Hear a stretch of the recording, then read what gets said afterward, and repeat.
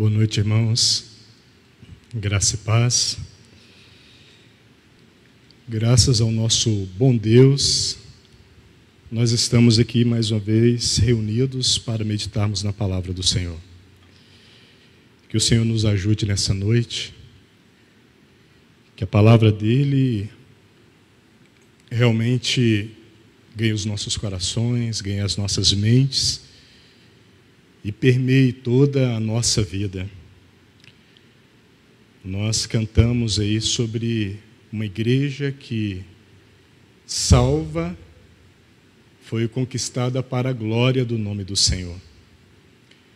E realmente, irmãos, nós temos que viver uma vida para a glória do nome do Senhor. Se há triunfos ou dificuldades, que tudo seja para a glória do nome do Senhor. Hoje nós vamos continuar o estudo do Evangelho de Marcos. Eu convido os irmãos a abrirem suas Bíblias em Marcos capítulo 3, versículo 20. Marcos capítulo 3 e versículo 20.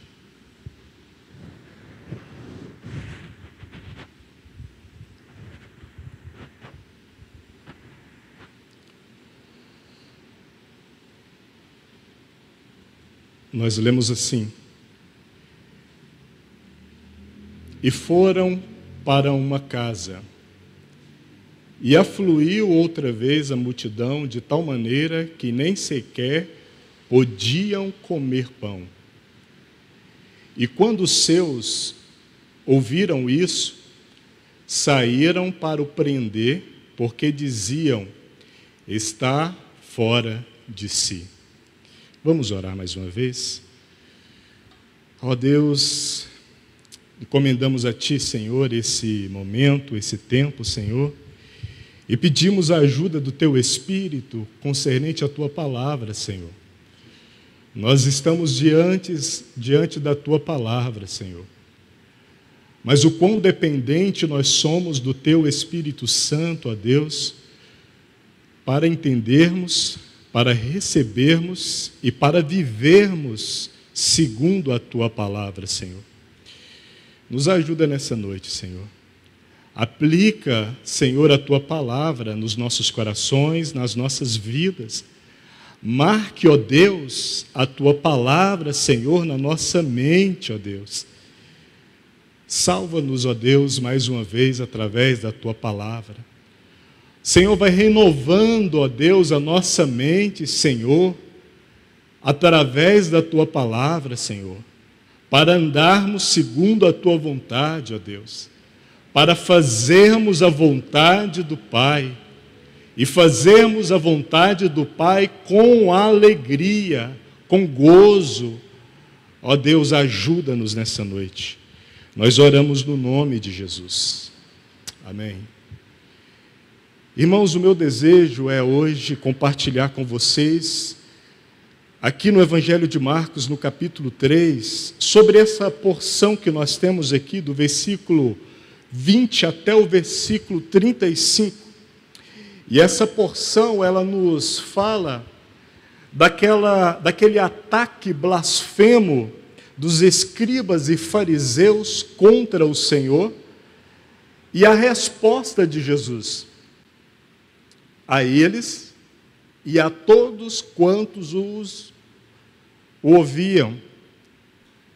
Então, quando nós olhamos para esse texto, nós vemos que esse texto ele acontece logo após o Senhor chamar e nomear os apóstolos.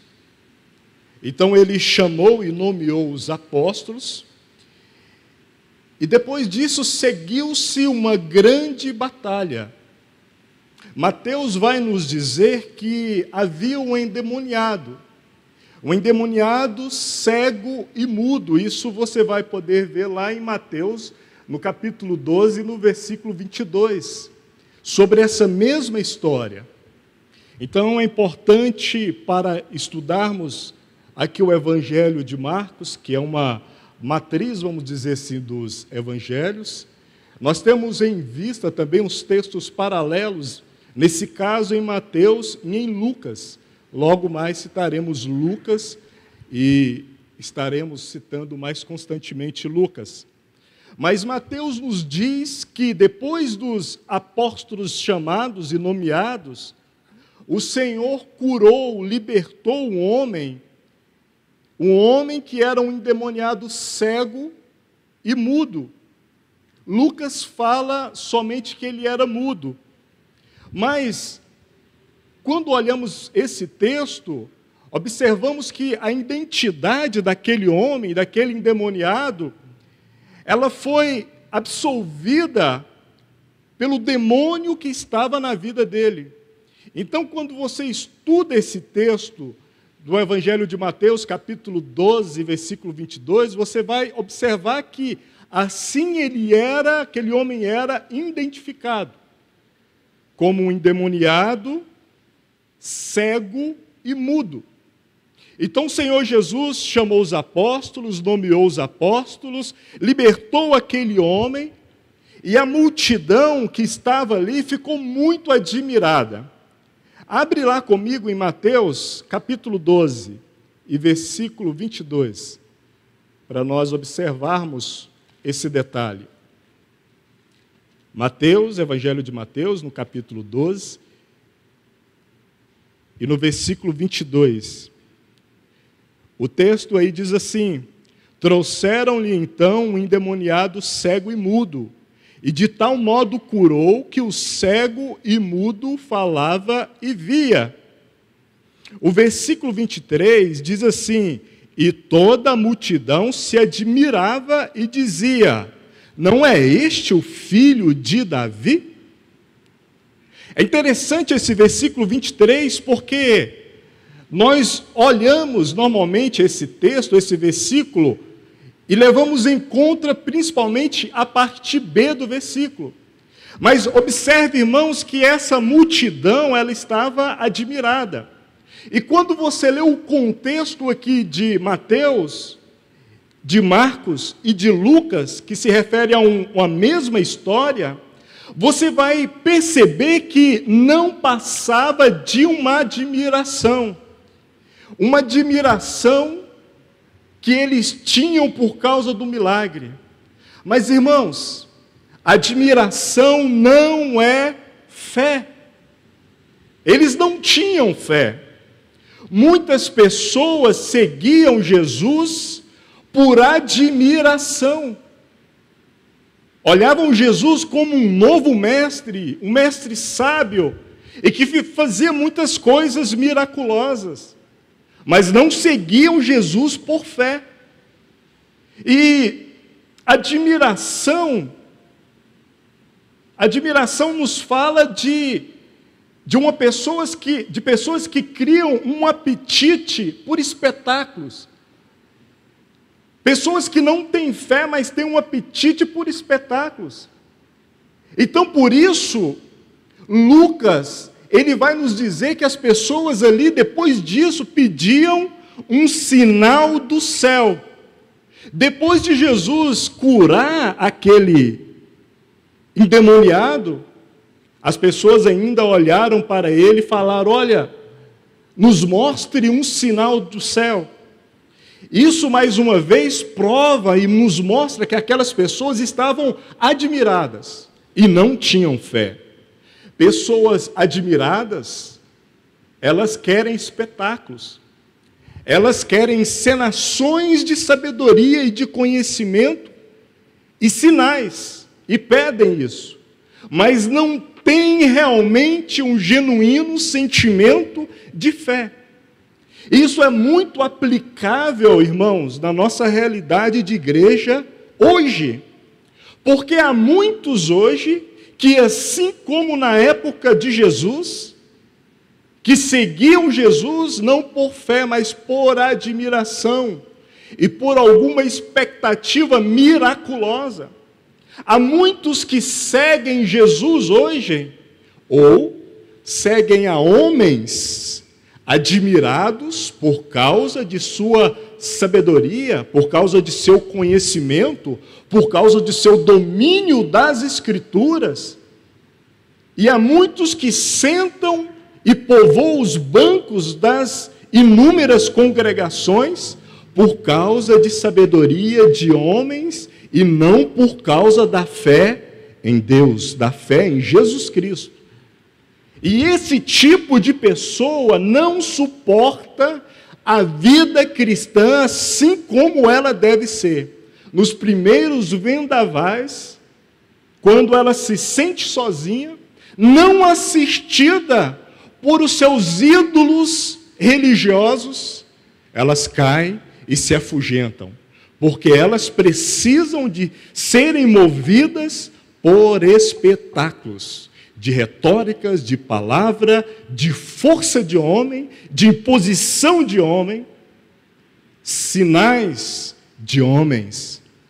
Então havia esse tipo de pessoa ali, nessa cena que nós estamos estudando aqui no Evangelho de Marcos 3, que estavam ali seguindo Jesus, não por fé, mas por admiração. Eles pediram um sinal do céu. E pediram um sinal do céu após a cura daquele endemoniado, mostra o ceticismo latente daquelas pessoas. Mostra a incredulidade daquelas pessoas. Era uma incredulidade mascarada, enrustida, uma fé falsificada. O Evangelho de Deus, irmãos, não é espetáculo aos homens e nem aos homens da fé. O Evangelho é o poder de Deus que salva o homem para a glória de Deus.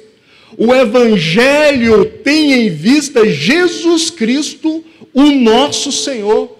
O Evangelho tem em vista a glória de Deus, a vontade do Pai. Não o exibicionismo de palavras humanas, de força humana, de religiosidade humana. Porque a manifestação desses homens que ficaram admirados por causa daquela obra que Jesus havia feito, era a mesma admiração que muitos tinham com os fariseus, que andavam bem vestidos, que falavam muito bem, que dominavam as letras da lei, que exteriormente exibia uma religiosidade arrojada, que impunham obrigações sobre o povo, mas que eram sepulcros caiados, eram sepulcros diante de Deus. Que o Senhor nos ajude nisso também, irmãos, a realmente termos e nutrirmos uma fé genuína em Deus, não uma idolatria a homens, não uma idolatria a homens poderosos em palavras, poderosos em letras, poderosos em retórica, poderosos em religiosidades, em posição humana sobre o rebanho, sobre a igreja do Senhor. Que nós realmente tenhamos uma fé livre em Jesus Cristo, nosso Senhor. Uma fé que revela e que mostra o Evangelho poderoso de Deus, que salva o homem para a glória de Deus. Não salva o homem para viver uma vida submissa e subordinada a uma idolatria a outros homens, mas uma devoção a Deus. Se existe algum resquício, alguma faísca de idolatria humana no seu coração, vá diante de Deus. Adore somente a Deus. Não se prenda aos homens religiosamente. Se prenda a Deus. Tenha uma fé genuína em Deus. Estremeça diante de Deus e não diante dos homens. Busque a Deus e não busque aos homens.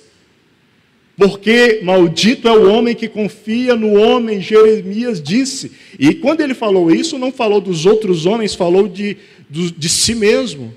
Cada homem que confia em si mesmo.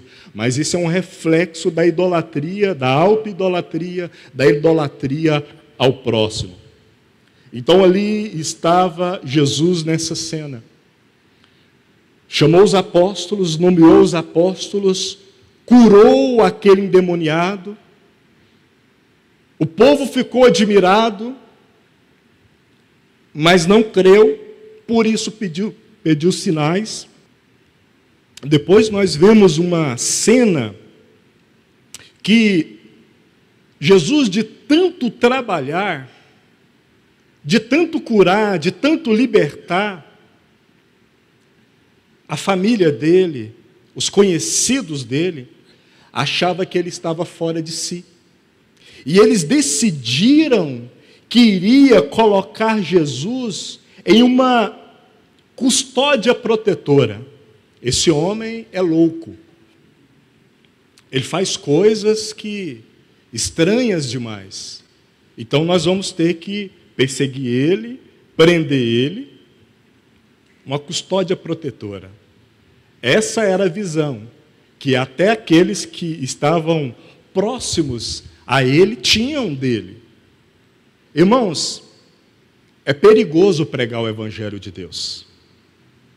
Era perigoso naquele tempo, porque no Evangelho de Marcos, como eu já disse para vocês, a gente vê a pressa de Jesus em pregar, em anunciar o Evangelho de Deus. E também é perigoso hoje pregar, anunciar o Evangelho de Deus. Eu digo de novo, o Evangelho de Deus.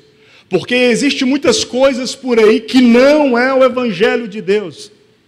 Que é muitas outras coisas que se pode denominar de muitas formas, mas não no Evangelho de Deus. Sabe por quê, irmãos? Porque nenhuma sociedade é indiferente a Deus. Toda sociedade, todo povo vai reagir de alguma forma diante da palavra de Deus, diante do Evangelho de Deus. Vai reagir ou para a salvação, ou vai reagir para a condenação. Mas todos vão reagir. Sabe, irmãos, o mundo não tem suportado mais a presença da igreja aqui. O mundo não tem suportado mais a presença da igreja e o poder do Evangelho que confronta o homem, que expõe o homem. É por isso que nós vemos de tantas formas o mundo reagindo contra o Evangelho de Deus e, consequentemente, contra todos aqueles que buscam viver uma vida segundo o Evangelho de Deus. E essa era aquela cena que havia lá diante do Senhor Jesus. Eles estavam reagindo ao Evangelho de Deus. Alguns positivamente para a salvação e outros para a condenação. Os escribas ali que tinham subido de Jerusalém, mais ousadamente, se empenharam de uma forma severa em se opor contra Jesus. Quando nós vamos lendo o Evangelho de Marcos, você vai percebendo uma crescente na oposição dos fariseus contra Jesus. Na última oportunidade, eu mencionei para vocês que os fariseus cerraram seus dentes, a sua boca, diante da pergunta de Jesus, e os fariseus saíram e foram buscar conselho com os herodianos, e eram inimigos clássicos, eram opositores. Fariseus e herodianos não podiam estar no mesmo lugar, eles se opunham, mas diante de Jesus, diante da manifestação do Evangelho, as trevas se uniram para se oporem a Jesus, e decidiram matar Jesus, mas aqui subiram um degrau, de forma que não tinha como mais voltar, porque eles blasfemaram contra o Senhor. Eles falaram, e agora eu chamo vocês a abrirem no Evangelho de Marcos 3, no versículo 22, Evangelho de Marcos, no capítulo 3 e no versículo 22. Olha o que diz esse texto.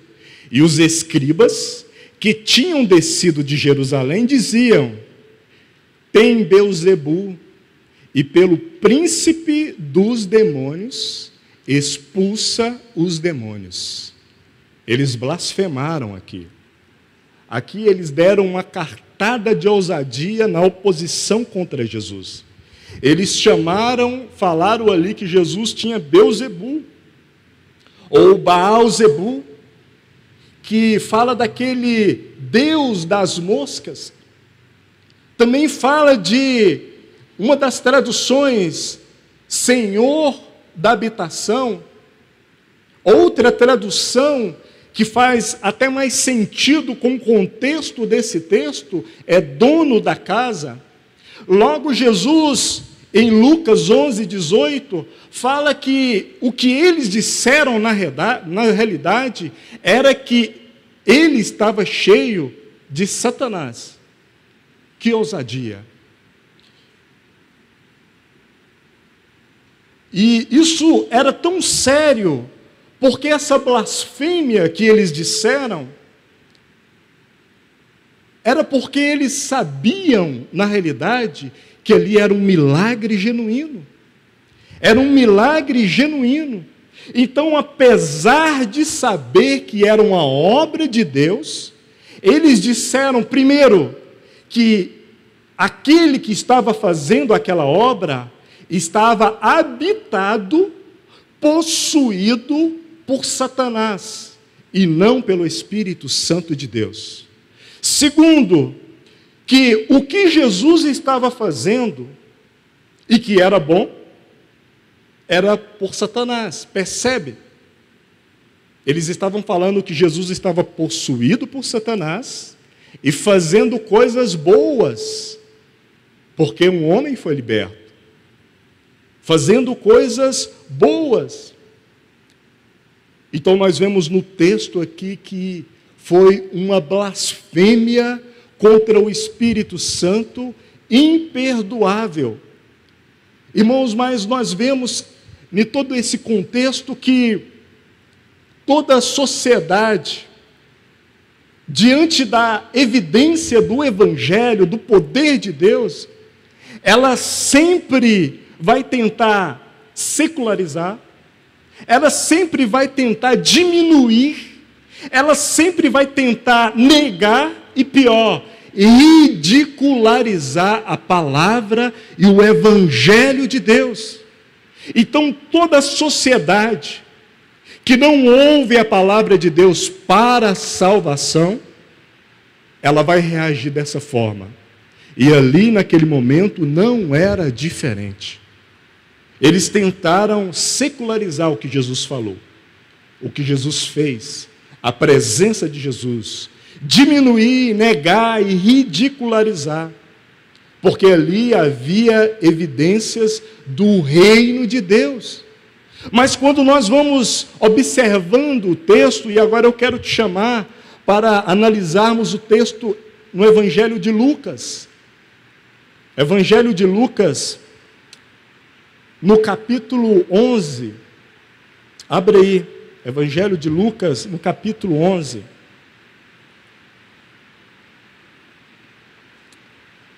Que se refere à porção de Marcos 3, 24 e 25, que é um momento quando Jesus vai falar sobre o que eles estavam fazendo, sobre aquela blasfêmia. Evangelho de Lucas, capítulo 11 e versículo 20. Versículo 20. Ele diz assim: mas se eu expulso os demônios pelo dedo de Deus, certamente a vós é chegado o reino de Deus, quando o valente guarda armado a sua casa, em segurança está tudo quanto tem. Nesse texto aqui nós vemos algumas coisas que eu gostaria de grifar aqui. Porque aqui o Senhor Jesus fala de reino dividido e fala de casa dividida. Reino dividido e assolado. Um reino dividido que perde o seu tesouro. Porque Jesus estava explicando para eles, olha, um reino que se levanta contra si mesmo é um reino sem tesouro, assolado, caído. Uma casa dividida contra si mesmo, ela é derrubada. E ele diz, mas se eu estou expulsando os demônios pelo dedo de Deus, certamente está chegando para vocês o reino de Deus. Irmãos, aqui a matriz da atuação de Satanás é o reino e a casa, a habitação. Casa fala de habitação. A oposição que o diabo estava e tem feito até hoje é contra o reino de Deus e a habitação de Deus. Então, quando nós lemos esse texto, Jesus explicando ali para eles o que estava acontecendo, e que ele não estava expulsando os demônios pelo demônio, por Satanás, príncipes dos demônios, ele coloca essa mensagem para percebermos o que estava acontecendo ali. O que estava acontecendo ali era uma batalha, irmãos. Era uma batalha, porque Jesus comissionou, Jesus libertou, Jesus estava anunciando o seu evangelho e Satanás estava se levantando contra o reino e contra a habitação de Deus. E é isso que acontece hoje ainda. Satanás tem se levantado contra o reino de Deus, que se manifesta através da igreja de Deus. Satanás tem se levantado contra a habitação de Deus, que é a igreja de Deus. E nisso, irmãos, nós temos uma aplicação para nós em relação à nossa casa, em relação à nossa família, em relação à nossa comunidade, à nossa igreja. E é dito que reino dividido, ele não tem poder. Não há poder em um reino dividido. Uma casa dividida, ela não tem poder. Uma família dividida, ela não tem poder. Um casamento dividido, ele não tem poder. O assunto do versículo aqui é poder. É poder, porque ele se anula. Mas a aplicação e a lição para nós aqui, para nós olharmos hoje, irmãos, nós precisamos de olhar para as nossas casas, para o nosso casamento, para a nossa família, para a nossa comunidade, para que nós estejamos unidos diante de Deus, para que nós estejamos unidos por causa do Evangelho de Deus, por causa do reino de Deus, por causa do poder de Deus. Porque o não estarmos unidos significa não termos poder. Se com o meu cônjuge, se com minha esposa, se você com o seu esposo não tem uma vida de união diante de Deus, não oram, não buscam, não andam no mesmo caminho, significa que não há poder de Deus. E nesses pontos, Satanás ele vem minando as nossas famílias. A expressão do reino de Deus nos nossos lares. A expressão da habitação de Deus nos nossos lares. Percebe que nessa colocação de Jesus em relação àquela blasfêmia que eles disseram, nós temos essa linda lição também para as nossas vidas hoje. Mas ali havia um valente mais forte.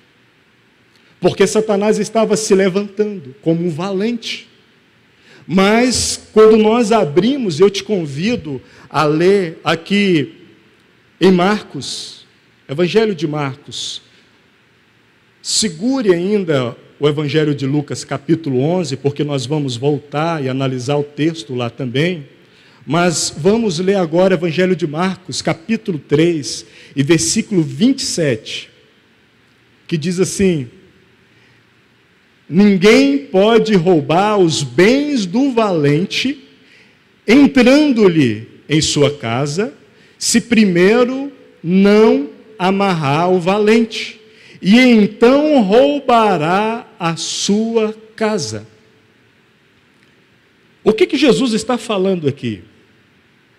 Mas vamos olhar aqui também para analisarmos esse texto mais detalhadamente no Evangelho de Lucas, capítulo 11, e voltarmos no versículo 21, que diz: quando o valente guarda armado a sua casa, em segurança está tudo quanto tem.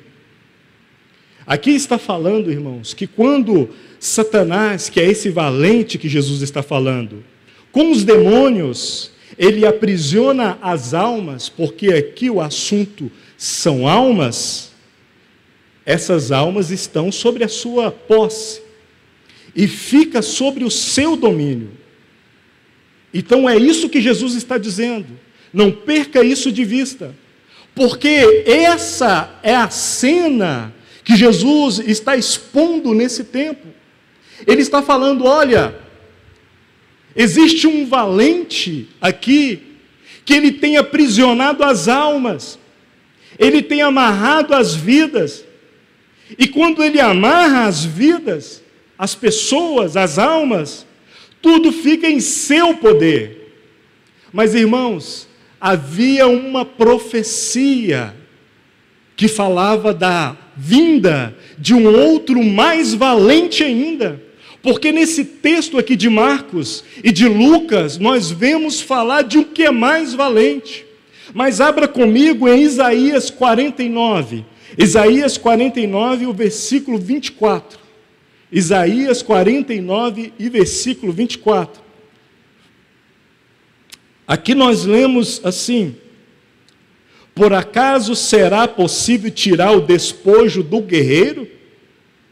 Os cativos serão libertos do tirano?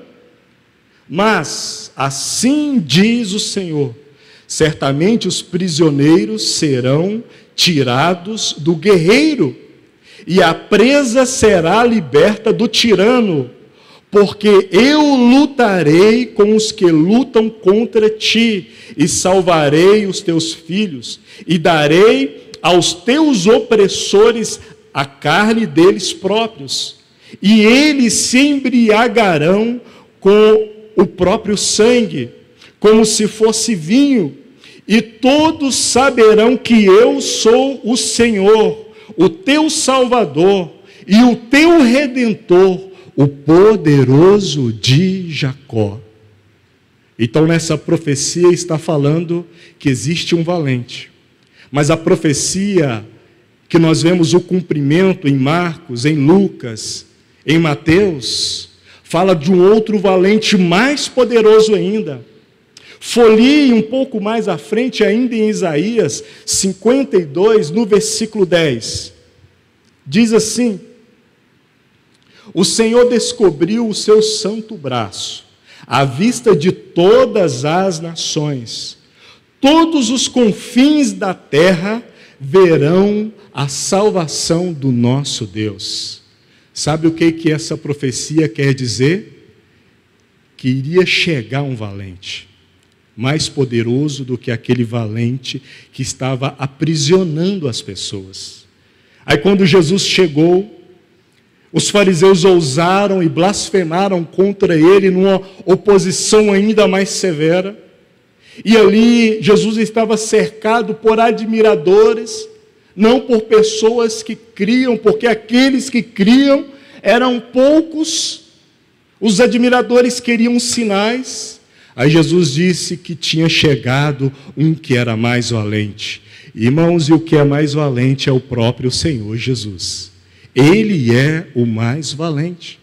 Então nós vemos a profecia, mas também aqui em Lucas 11, 22, nós vemos o cumprimento da profecia. na pessoa do Senhor Jesus. Olhe aí Lucas 11, 22, que diz assim: mas sobrevindo outro mais valente. Quem é esse mais valente? É Jesus, o nosso Senhor. Ele é o mais valente. Mais valente do que ele, do que aquele valente que estava aprisionando as almas. E vencendo, tira-lhe toda a sua armadura, em que confiava, e reparte os seus despojos. Aleluias. Amém. Glória a Deus. Vamos examinar esse texto, porque aqui fala do valente, do mais valente que é Jesus. Mas fala que esse mais valente, ele vem e tira a armadura. O que significa essa armadura aqui? Quando nós vamos analisar esse texto, fala de uma armadura que é completa. Capacete, escudo, espada. Essa palavra, nós vemos ela novamente em Efésios 6, 11 e 13, quando Paulo fala: tomai toda a armadura de Deus, toda a armadura de Deus.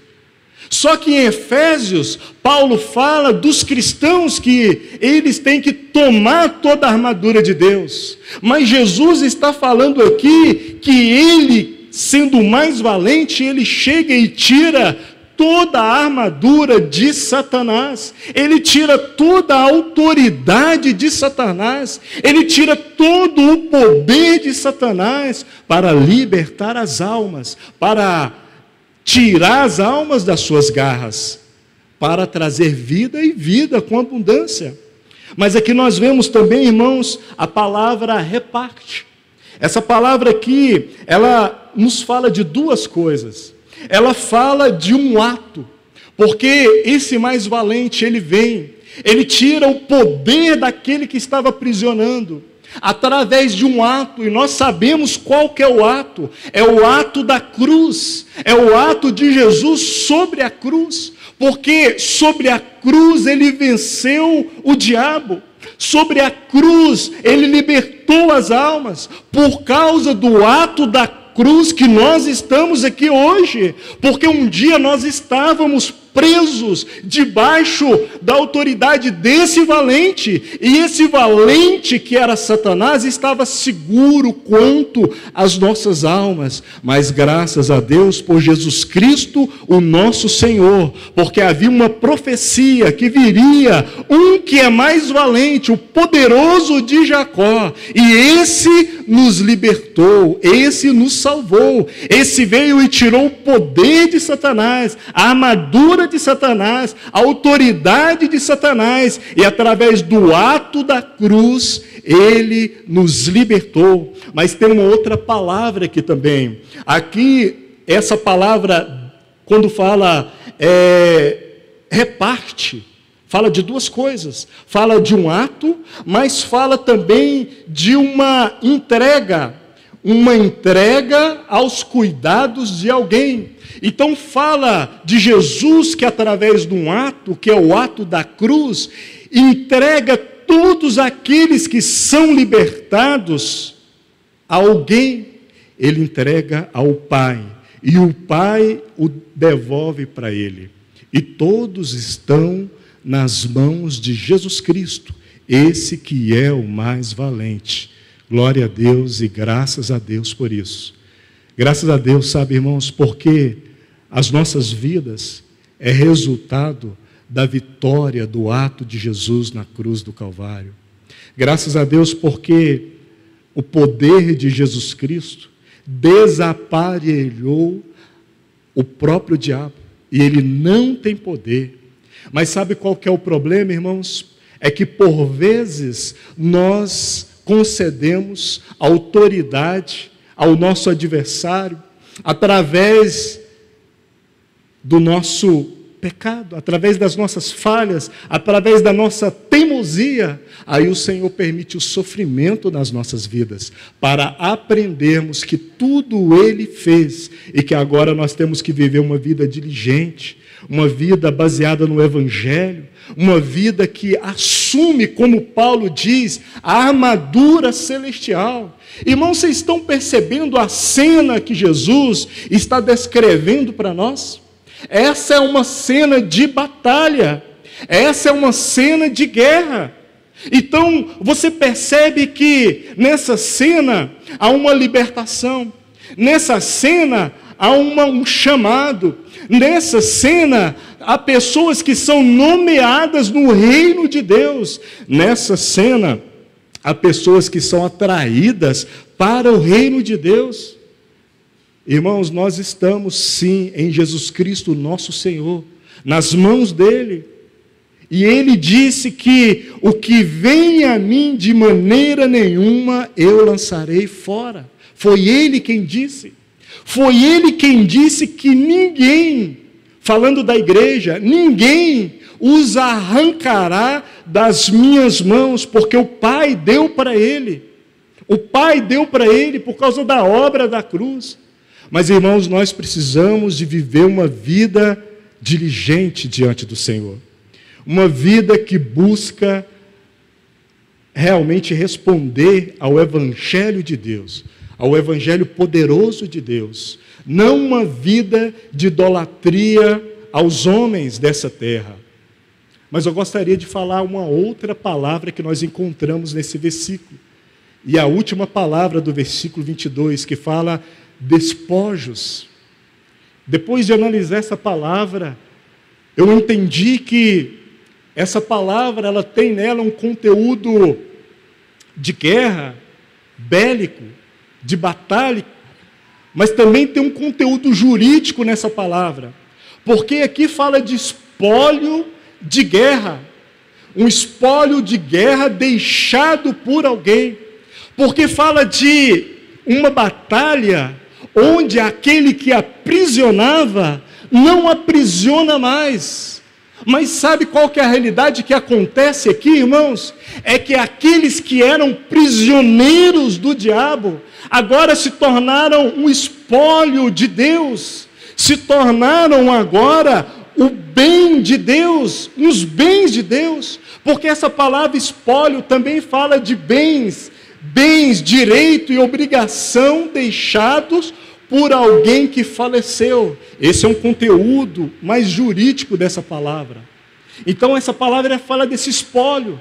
Quando o Senhor venceu e triunfou sobre o diabo na cruz do Calvário, chamando aqueles que estão e são destinados à salvação, através da cruz levantada, e esses libertos, agora como espólio, que estava nas garras do diabo, agora são propriedades exclusivas de Deus. E esses somos nós.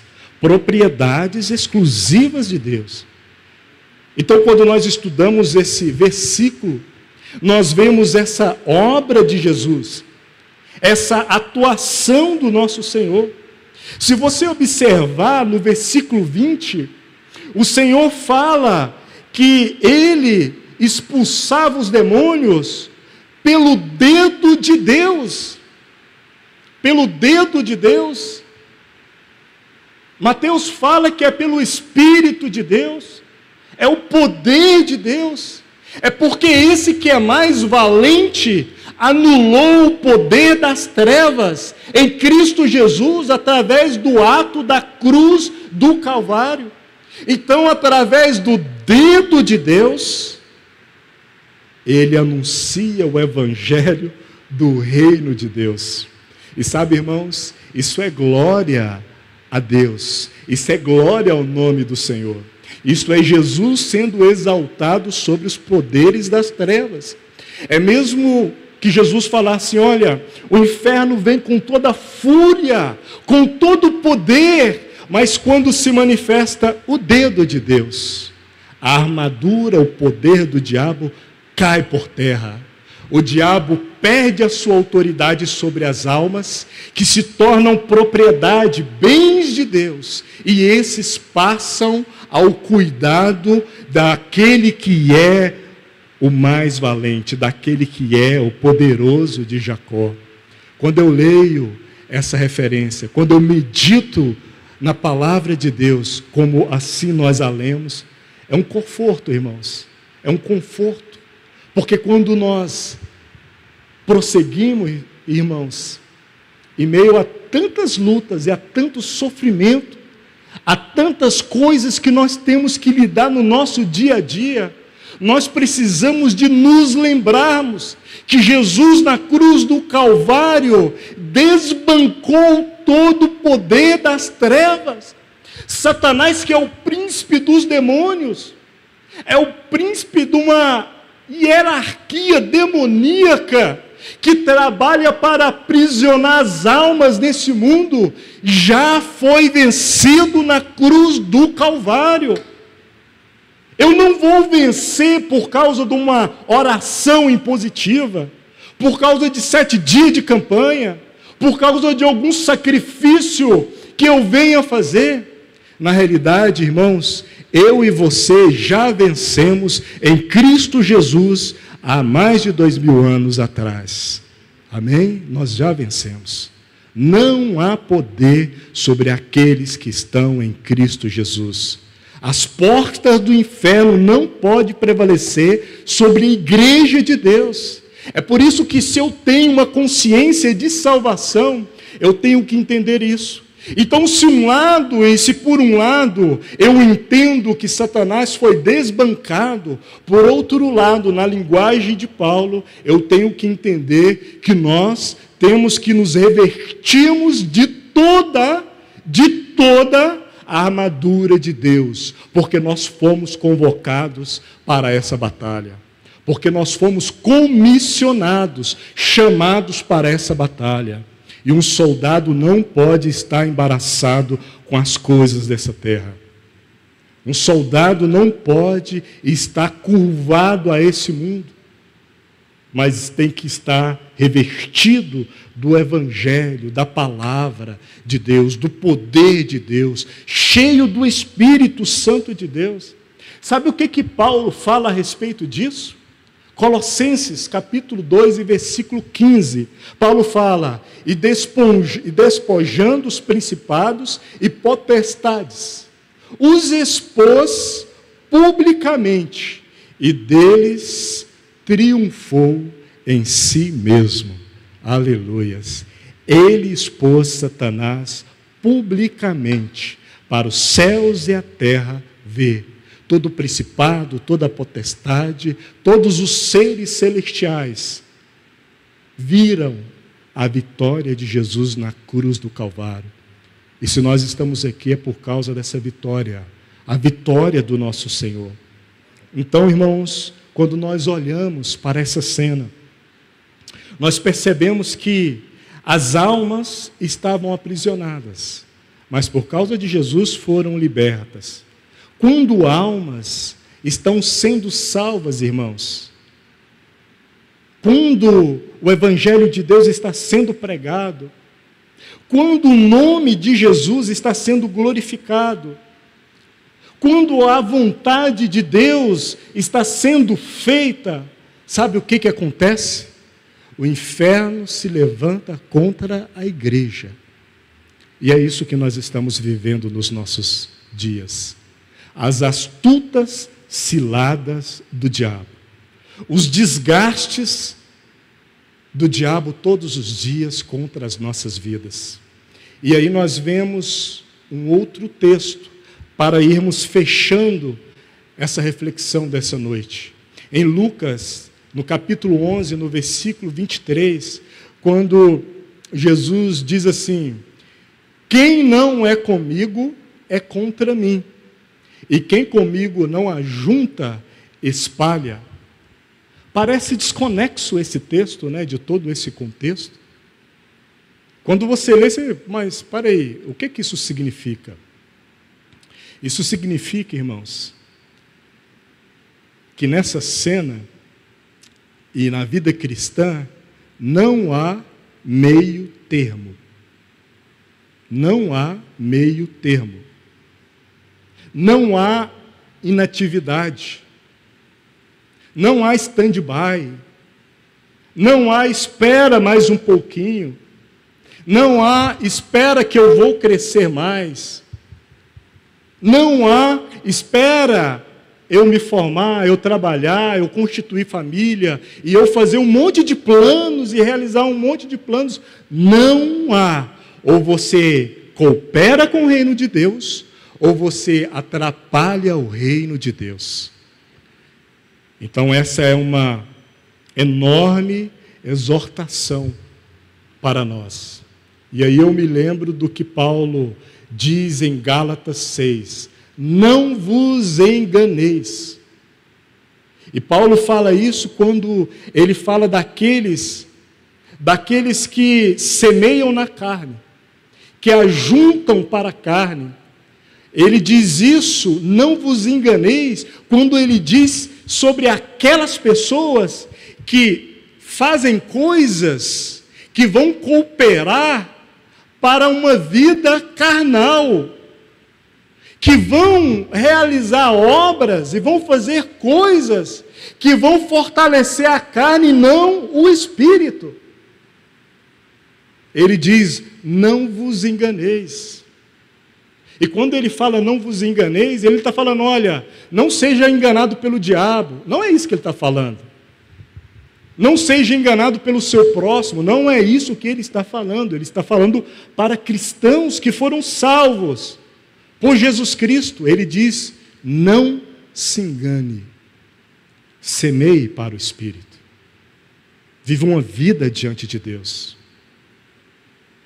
Não viva uma vida de empolgação assistindo homens. Viva uma vida de fé, contemplando Deus. Não viva uma vida onde você está construindo coisas para o deleite carnal, onde o que você sabe fazer é orar, na linguagem de Tiago, para que você conquiste coisas para gastar em seus próprios deleites, em sua própria alegria carnal. Paulo está falando, não se engane, não é o diabo que está se enganando você, é você que está se enganando. Você está com a Bíblia na mão, você foi resgatado das mãos do diabo, Satanás perdeu o seu poder diante da igreja, porque as portas do inferno não prevalecerão contra a igreja de Deus. Pode afrontar, mas não prevalece. Você tem um Espírito de Deus, e ainda assim você semeia para a carne, enganando-se a si mesmo. Sabe, irmãos, nessa batalha, a nossa relação com Jesus é uma relação de sangue e da vontade do Pai. E aqui eu quero ler o último versículo para concluirmos. Evangelho de Marcos, capítulo 3, e versículo 35. Aí diz assim, porquanto qualquer que fizer a vontade de Deus, este é meu irmão, e minha irmã, e minha mãe. Você sabe por que Jesus disse isso?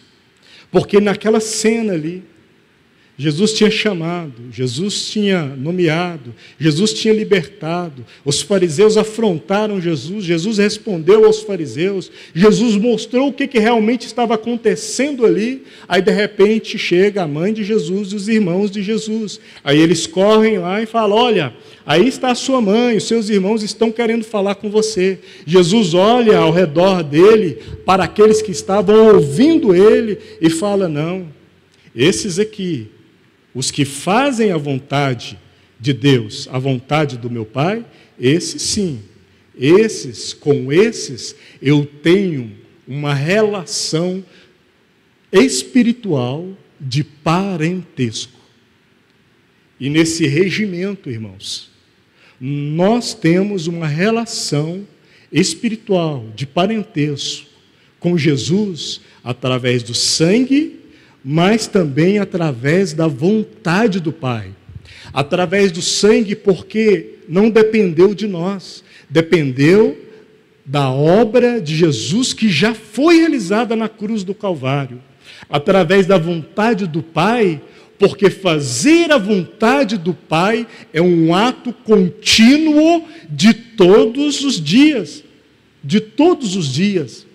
O fato de você assistir uma pessoa que conhece muito das Escrituras, que você julga que ela é muito piedosa, muito religiosa, muito certa, não faz de você uma pessoa que ajunta, que coopera com o reino de Deus, a não ser que você viva a palavra de Deus, a não ser que você faça a vontade do Pai. Que o Senhor nos ajude nesse tempo. Que o Senhor realmente nos guie, irmãos, a vivermos uma vida sólida espiritualmente e também no testemunho de Deus nessa terra. Que você e eu não nos enganemos. Que nós venhamos a viver uma vida sólida de fé, não de admiração, não de empolgação, não de busca de sinais e de encenações, não uma vida de um escravo religioso, mas uma vida livre em Cristo Jesus para fazer a vontade do Pai. Vamos orar. Ó Senhor Jesus, quão maravilhoso é a Tua palavra, Senhor. Esta é a Tua palavra, Senhor. Nós meditamos sobre a Tua palavra, Senhor. O Senhor estava ali diante de tanta oposição, Senhor. Os fariseus blasfemando contra o Senhor. Havia muitos na multidão que só se emocionavam, só admiravam, queriam ver sinais, queriam ver exibições, mas não queriam ter uma vida compromissada com o Teu Evangelho, com a Tua pessoa. Senhor, isso acontece e tem acontecido ainda nos nossos dias. Nos ajuda, Senhor, a vivermos uma vida que corresponda ao Teu Evangelho, Senhor, porque nós estamos inseridos numa sociedade que não suporta o Evangelho de Deus. Nós vivemos em meio a uma sociedade onde as pessoas procuram representantes espirituais que as conduzam a Deus. Para essas pessoas parece que não é suficiente a obra que o Senhor fez. Para essas pessoas, na realidade, elas não querem fazer a vontade do Senhor. Ajuda-nos, ó Deus, pelo Teu Espírito, a fazermos a vontade do Pai, a honrarmos e glorificarmos o nome do Senhor, porque realmente nós fomos chamados para um tempo de guerra. Ó Senhor, e quanta guerra espiritual há no nosso tempo.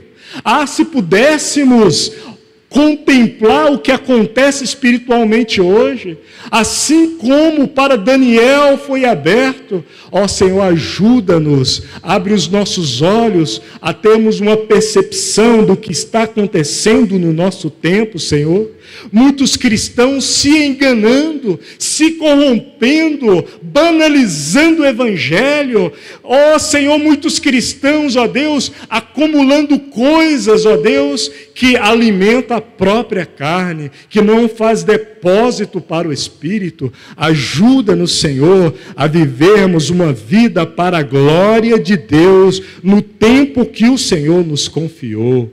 Ajuda-nos esse tempo, Senhor, em nome de Jesus. Amém e amém.